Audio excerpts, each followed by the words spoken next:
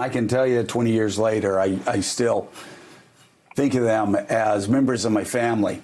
And, you know, you brought up something that I think Americans should know about all of this. I didn't know Lori well. She worked in an annex office in Okaloosa. I met her a couple of times at a couple of public events. But after she passed away, TJ told me that she was working in a bank.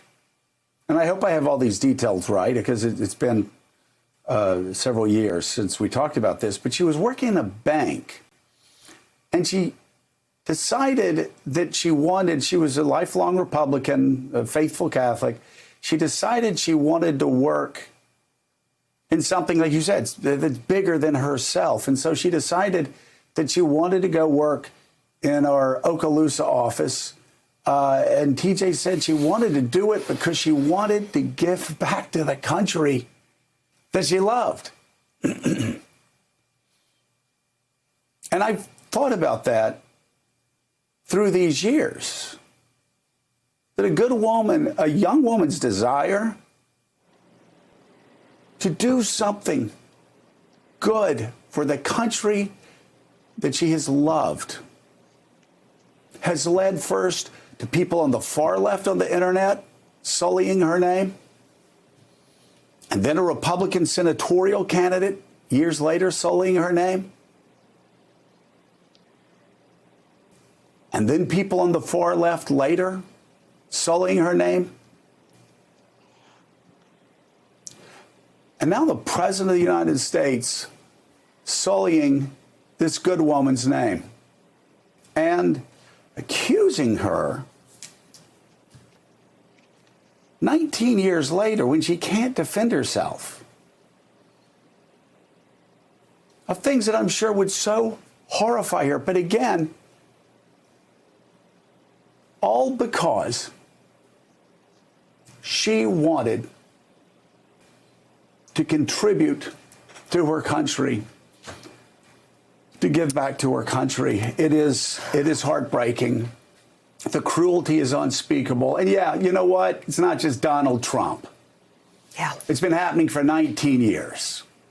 Donald Trump is right. It wasn't his original scummy thought.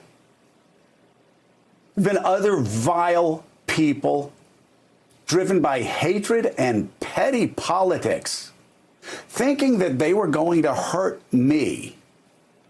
I'm here. I'm going to be here.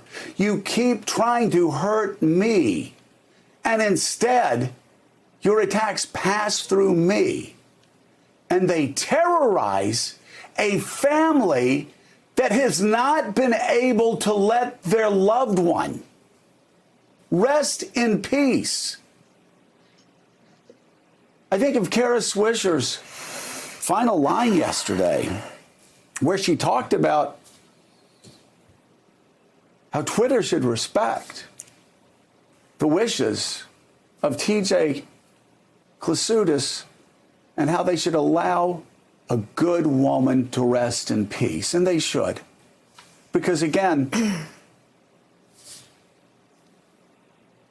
my kids understand what's going on here. My family understands what's going on here.